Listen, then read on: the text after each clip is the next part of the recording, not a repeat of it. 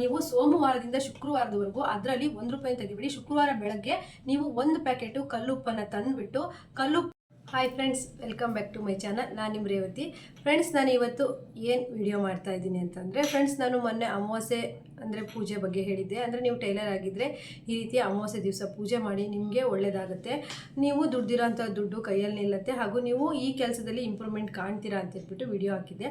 ಹಾಗೆ ನನ್ನ phone number ಇದ್ದಂಥವ್ರು ನನಗೆ ಮತ್ತು ಹೀಗೇ ನನ್ನ ಫ್ರೆಂಡ್ ಸರ್ಕಲ್ಲು ಮತ್ತು ಹಾಗೆ ಚಾನಲಲ್ಲೂ ಸಹಿತ ಕಮೆಂಟ್ ಮಾಡಿದರು, ಮೇಡಮ್ ಓಕೆ ನೀವು ಹೇಳಿರೋ ಪೂಜೆನ ಮಾಡಿದ್ದೀವಿ, ಆದರೆ ನಾವು ಎಷ್ಟೇ ಕೆಲಸ ಮಾಡಿದ್ರೂ ದುಡ್ಡು ಕೈಯಲ್ಲಿ ನಿಲ್ಲೋದಿಲ್ಲ. ಟೈಲರ್ ಕೆಲಸ ಮಾಡ್ತೀವಿ, ಇವತ್ತು ಬಂದಿರೋಂಥ ದುಡ್ಡು ಇವತ್ತೇ ಕಮಿಟ್ಮೆಂಟಿಗೆ ಖಾಲಿ ಆಗಿಬಿಡುತ್ತೆ. ಇಲ್ಲ ಆ ದುಡ್ಡು ನಾವು ಏನಕ್ಕೋ ಅಂಥೇಳಿ ಒಂದು ಸ್ಟಿಚ್ ಮಾಡಿರ್ತೀವಿ, ಸೇವಿಂಗ್ಸ್ ಮಾಡಬೇಕು, ಗೋಲ್ಡ್ ತಗೋಬೇಕು, ಇಲ್ಲ ನಮಗೇನೋ ಒಂದು ಇಷ್ಟಪಟ್ಟಿರೋ ವಸ್ತುನ ತಗೋಬೇಕು ಅಂತ ಸೇವಿಂಗ್ಸ್ ಮಾಡ್ತಾ ಇರ್ತೀವಿ.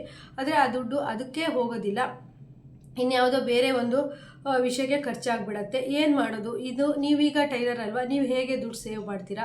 ಹಾಗೆ ನೀವು ಕೆಲವು ವಿಡಿಯೋದಲ್ಲಿ ಹೇಳಿದ್ರಿ, ಟೈಲರ್ ಕೆಲಸ ಮಾಡ್ತಾ ಇದ್ದೀವಿ ಅಂದರೆ ಸ್ವಲ್ಪ ದುಡ್ಡು ಕೈಯಲ್ಲಿ ನಿಲ್ಲಲ್ಲ, ಹಾಗೂ ಮನೆಯಲ್ಲಿ ಮಾಡ್ತಿದ್ದೀವಿ ಅಂದರೆ ಇನ್ನೂ ಸಹಿತ ಸಮಸ್ಯೆ ಅಂತೇಳಿ ಹೇಳಿದ್ರಿ.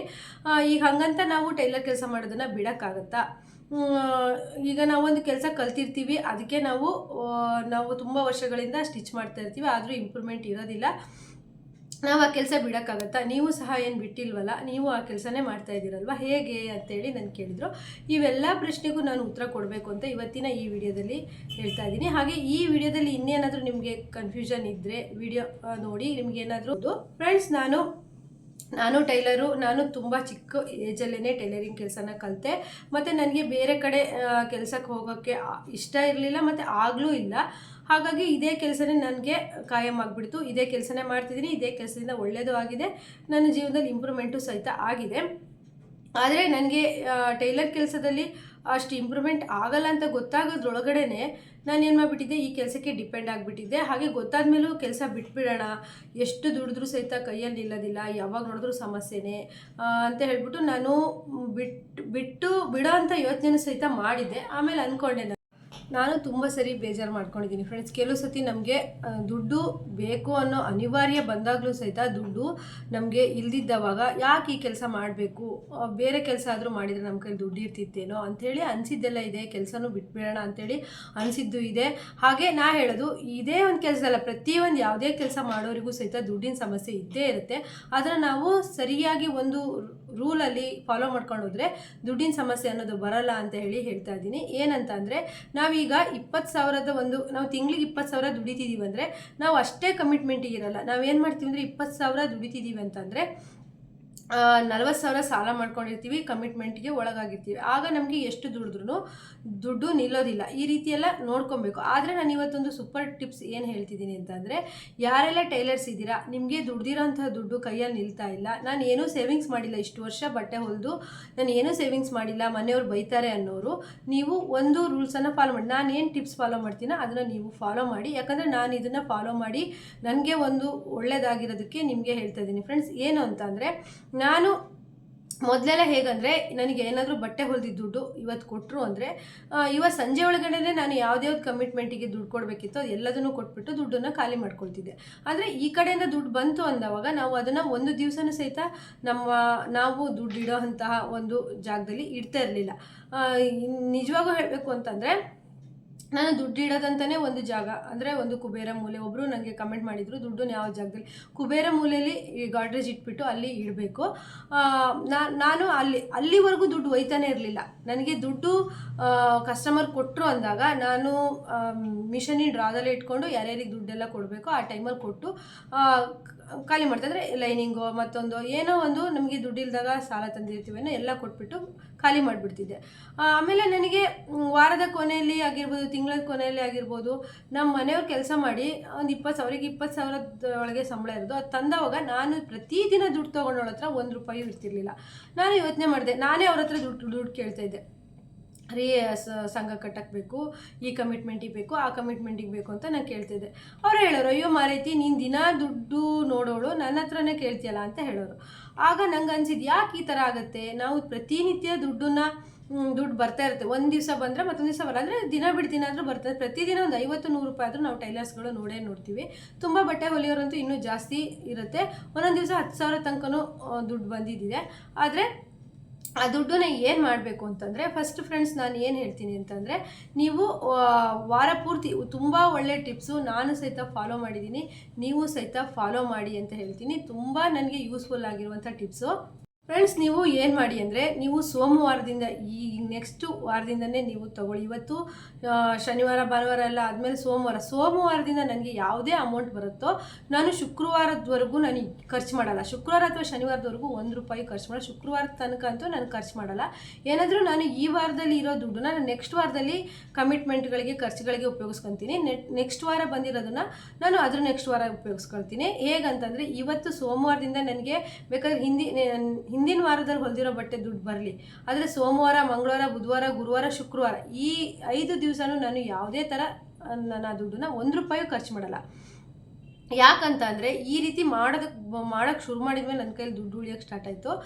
ನಾನು ಯಾರ ಹತ್ರನೂ ಸಂಘಕ್ಕಾಗಲಿ ಮತ್ತು ನನಗೇನಾದರೂ ಕಮಿಟ್ಮೆಂಟಿಗೆ ನಾನು ಕೈ ಚಾಚೋದಿಲ್ಲ. ಮೊದಲೆಲ್ಲ ಕೇಳ್ತಿದ್ದೆ, ಸಂಘ ಬಂದ ತಕ್ಷಣ ಟೆನ್ಷನ್ ಆಗೋದು, ಕಟ್ಟಬೇಕಲ್ಲ ಅನಿಸೋದು, ಆ ಥರ ಎಲ್ಲ ಆಗೋದು. ಈಗ ನಾನು ಈ ರೂಲ್ಸನ್ನು ಫಾಲೋ ಮಾಡ್ಕೊಂಬಂದಮೇಲೆ ನಾನು ನಿಜವಾಗ್ಲೂ ನಂಗೆ ತುಂಬ ಒಳ್ಳೆಯದಾಗಿದೆ. ಏನಂತಂದರೆ, ಶುಕ್ರವಾರ ದಿವಸ ಏನು ಮಾಡ್ತೀನಿ ಅಂತಂದರೆ, ನನಗೆ ತುಂಬ ದುಡ್ಡು ಉಳಿತಾನೇ ಇಲ್ಲ. ಇದೀಗ ನಾನು ಏನು ಮಾಡ್ತೀನಿ, ಗುರುವಾರ ಸಂಜೆನೇ ನನಗೆ ಎಷ್ಟು ಅಮೌಂಟ್ ಬಂದಿದೆ ವಾರದಲ್ಲಿ ಅಂತ ನಾನು ಲೆಕ್ಕ ಮಾಡ್ತೀನಿ. ನನಗೆ ಒಂದು 10,000ನೋ 15,000ನೋ ಅಮೌಂಟು ಕೂಡಿದೆ ಅಂದವಾಗ ಲೆಕ್ಕ ಮಾಡ್ತೀನಿ. ನನಗೆ ನಾಳೆ ಯಾರ್ಯಾರಿಗೆ ಏನೇನಕ್ಕೆಲ್ಲ ಹೋಗುತ್ತೆ ಈ ದುಡ್ಡು ಅಂತ ಲೆಕ್ಕ ಮಾಡಿ ನನಗೆ ಉಳಿಯೋದೇ ಇಲ್ವಾ, ನಾನು ಇಷ್ಟೆಲ್ಲ ವಾರ ಪೂರ್ತಿ ಕಷ್ಟಪಟ್ಟು ರಾತ್ರಿ ಹಗಲು ಕೆಲಸ ಮಾಡಿದ್ದೀನಿ, ನನಗಂತ ಹೇಳಿ ಇದರಲ್ಲಿ ಒಂದು 2,000ನೂ ಉಳಿಯಲ್ವಾ ಅಂದಾಗ ಬೇಜಾರಾಗುತ್ತೆ. ಅದಕ್ಕೆ ಫ್ರೆಂಡ್ಸ್, ನೀವು ಆದಷ್ಟು ತುಂಬ ಸಮಸ್ಯೆನ ಎದುರಿಸ್ತಾ ಇದ್ದೀರಾ ಅಂತ ಅಂದರೆ, ನೀವು ಒಂದು ಸ್ವಲ್ಪ ವಾರಗಳ ಕಾಲ ಈ ಟಿಪ್ಸನ್ನು ಫಾಲೋ ಮಾಡಿ. ಏನಂತ ಅಂದರೆ, ನೀವು ಸೋಮವಾರದಿಂದ ಶುಕ್ರವಾರದವರೆಗೂ ₹1 ಎತ್ತಬೇಡಿ, ಅದ್ರಲ್ಲಿ ತೆಗಿಬೇಡಿ ಅಂತ ಹೇಳ್ತಾ ಇದ್ದೀನಿ. ಶುಕ್ರವಾರ ಬೆಳಗ್ಗೆ ಫಸ್ಟು ಸ್ನಾನ ಎಲ್ಲ ಮಾಡಿ ಪೂಜೆ ಎಲ್ಲ ಮಾಡ್ತಿರಲ್ವ, ಆಗ ನೀವು 1 ಪ್ಯಾಕೆಟ್ ಕಲ್ಲುಪ್ಪು ತಂದು ಮನೆಯಲ್ಲಿ ಇಟ್ಕೊಳ್ಳಿ. ಅಂದರೆ ಬಳಸಬೇಕು ಅಂದರೆ ಬಳಸಿ, ಇಲ್ಲ ಅಂತಂದರೆ ನೀವು ಕಲ್ಲುಪ್ಪನ್ನು ತಗೊಬಂದು ಇಟ್ಕೊಳ್ಳಿ. ಅಂದರೆ ನೀವು ಫಸ್ಟು ಅಂದರೆ ಆ ಒಂದು ವಾರದ ಒಂದು ದುಡ್ಡಲ್ಲಿ ಫಸ್ಟ್ 1 ಪ್ಯಾಕೆಟ್ ಅಂದರೆ ಕಲ್ಲುಪ್ಪಿಗೆ ಏನು ಜಾಸ್ತಿ ಇರಲ್ಲ, ಒಂದು ₹20 ₹30 ಇರ್ಬೋದು, ತನ್ನಿ. ನೀವು ಈ ರೀತಿ ಮಾಡ್ತಾ ಬಂದಾಗ ನಿಮ್ಮ ಒಂದು ದುಡ್ಡು ಇರುತ್ತಲ್ವ, ನೆಕ್ಸ್ಟ್ ಆ ಉಳಿದಿರೋ ಅಮೌಂಟ್ ಇರುತ್ತಲ್ಲ, ಅದು ಒಂದು ಒಳ್ಳೆ ಸದುಪಯೋಗ ಆಗುತ್ತೆ ಅಂತ ಹೇಳ್ತೀನಿ. ಮತ್ತು ಸೇವಿಂಗ್ಸ್ ಸಹಿತ ಮಾಡ್ಬೋದು.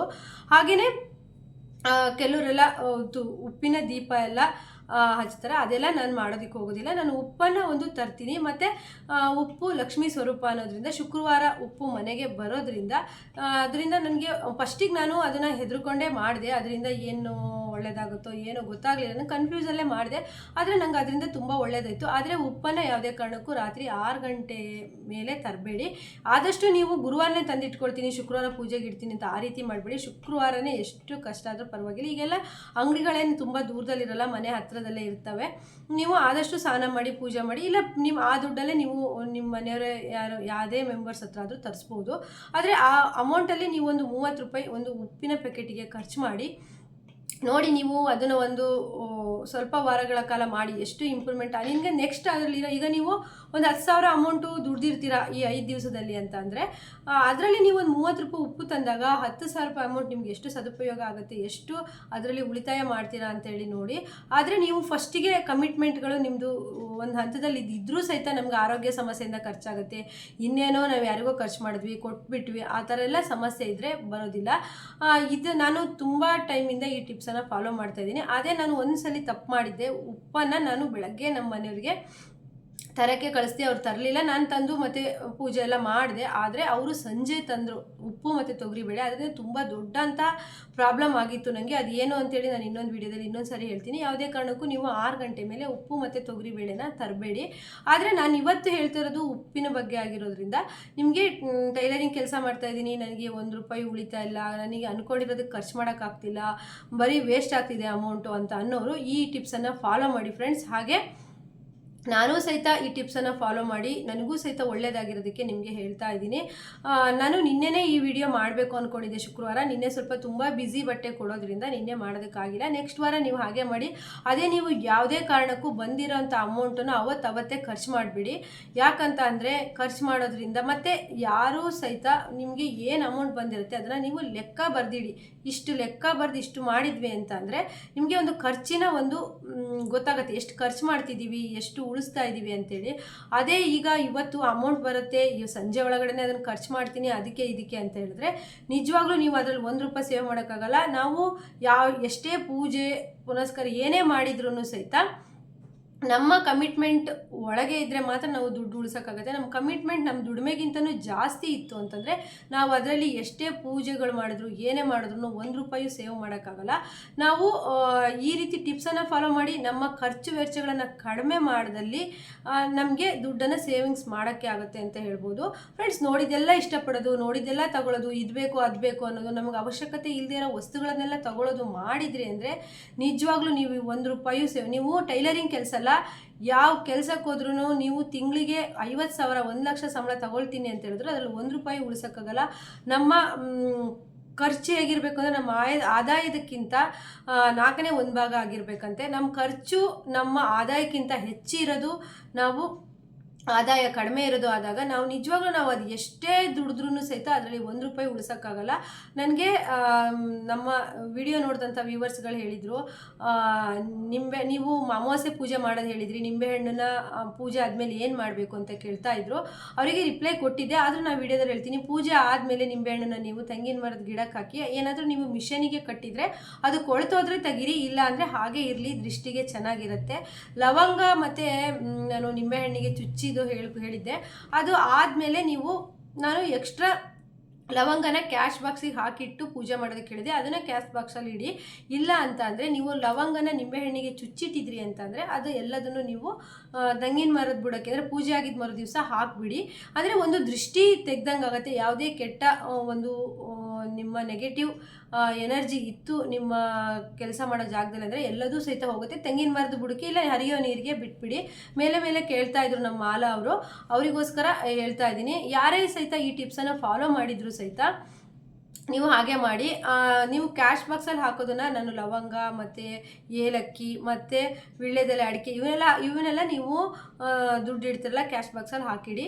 ಇದರಿಂದ ಏನು ಪ್ರಾಬ್ಲಮ್ ಇಲ್ಲ. ಲವಂಗನ ನಿಂಬೆಹಣ್ಣಿಗೆ ಚುಚ್ಚಿಡೋದು ಮತ್ತು ನಿಂಬೆಹಣ್ಣನ್ನು ನೀವು ಹೋಳು ಮಾಡಿಬಿಟ್ಟು ಅರಿಶಿಣ ಕುಂಕುಮ ಹಚ್ಚಿಟ್ಟು ಪೂಜೆ ಮಾಡಿರೋದು ಎಲ್ಲದನ್ನು ನೀವು ತೆಂಗಿನ ಮರದ ಗಿಡಕ್ಕೆ ಹಾಕ್ಬೋದು. ಹತ್ತಿರದಲ್ಲೆಲ್ಲರೂ ನಿಮಗೆ ಹೊಳೆ ನದಿ ಹರಿತಾ ಇರೋ ಜಾಗ ಸಿಕ್ಕಿದ್ರೆ ಹರಿದು ಬಿಟ್ರೂ ಸಹಿತ ತುಂಬ ಒಳ್ಳೆಯದಾಗುತ್ತೆ.